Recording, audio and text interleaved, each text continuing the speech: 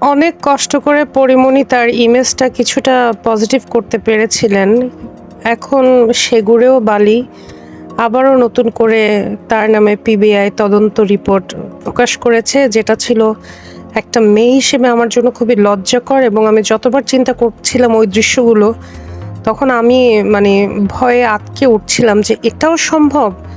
মানে একটা মানুষের পক্ষে এটা সম্ভব কিনা সেটা ভাবতেই আমার অবাক লাগছে। সেখানে যখন আমি একজন ফিমেল ফিগার এবং যে কিনা একজন শিল্পের সাথে জড়িত, যে নিজেকে নায়িকা বলে দাবি করে, শিল্প চর্চার সাথে জড়িত, যাদের মন মানসিকতা আচার আচরণ অনেক সফট হবে, সে যখন এরকম বিহেভিয়ার করে এবং ওই দৃশ্যগুলো যখন চোখের সামনে আমি কল্পনা করছিলাম, বোট ক্লাবের ঘটনাগুলো, আমি জাস্ট আটকে উঠছিলাম যে এটা কিভাবে সম্ভব। খুবই খারাপ লাগছে পরিমণির বাচ্চার জন্য। এখন মনে হচ্ছে পরিমণি এই ধরনের বিপদ থেকে বাঁচতেই তড়িঘড়ি করে রাজকে বিয়ে করে ফেলেছে এবং সাথে সাথে একটি বাচ্চা নিয়ে ফেলেছে। কারণ রাজের সাথে পরির বন্ডিং যদি এত স্ট্রং হতো, 7 দিনের মাথায় বিয়ের ডিসিশন নিত না। এবং এটা আমার কাছে মনে হচ্ছে একেবারে পরি প্ল্যান করেই কাজটা করেছে, জাস্ট নিজের ইমেজটা রক্ষা করার জন্য।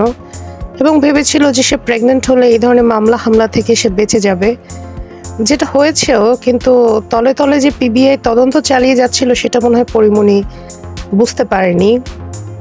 এখন দেখা যাক কি হয়। এখন পরিমণির বাচ্চা কার কাছে থাকবে, এবং আমি এটা মানে আদালতের কাছেও রিকোয়েস্ট করব যে সে যে নায়িকা, এ কারণে যেন সে আইনের ফাঁক দিয়ে বের হয়ে যেতে না পারে। আমাদের যাতে আদালত সম্পর্কে এরকম ধারণা পোষণ না হয় যে ও আচ্ছা গরিবের জন্য তাহলে আইন একরকম, বড়লোক বা নায়িকাদের জন্য আইন একরকম। আমি চাই আইন সবার জন্যই সমান হোক। পরিমণি যে লেভেলের অন্যায় করেছে সেই লেভেলে একজন সাধারণ নাগরিক বা একটা নিম্ন শ্রেণীর মানুষ যে ধরনের শাস্তি পেত, পরিমণির ক্ষেত্রেও যেন তাই হয়। রাজকে অনেক কংগ্রাচুলেশন, বিকজ পরিমণিকে সে খুব কাছ থেকে দেখার পর সে পরিমণিকে অল্প সময়ের ভিতরে চিনে ফেলেছে এবং রাজ পরিমণির জীবন থেকে বেরিয়ে যেতে সক্ষম হয়েছে।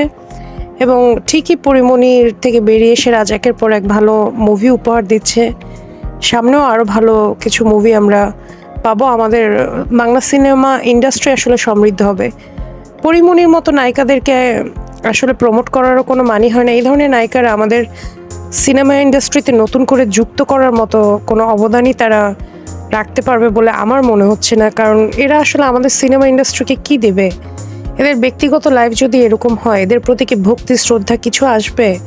এরা অভিনয়ও পারে না, এরা অভিনয়টাকে প্যাশন মনে করে না। এরা মনে করে যে অভিনয়টাকে বা এই মিডিয়াকে ব্যবহার করে এরা এদের ব্যক্তিগত জীবনটাকে সমৃদ্ধ করতে চায়। দেখলেনি তো কি অবস্থা। কিন্তু ভিতরে এদের শিল্পসত্তা ধারণ করার কোনো আগ্রহ মানসিকতা কিছুই দেখতে পাচ্ছি না। যাই হোক, best of luck Porimoni. Shariful রাজকে আমি বলবো বাচ্চাটাকে আপনি আপনার বাবা মার কাছে নিয়ে রাখেন, কারণ পরিমণি জেলে গেলে বাচ্চাটা কার কাছে থাকবে? যদিও পরিমণির অনেক বদ্দি মেজদি সেজদি ছোটদি অনেক কিছুই আছে, বাচ্চা দেখার লোকের অভাব হবে না।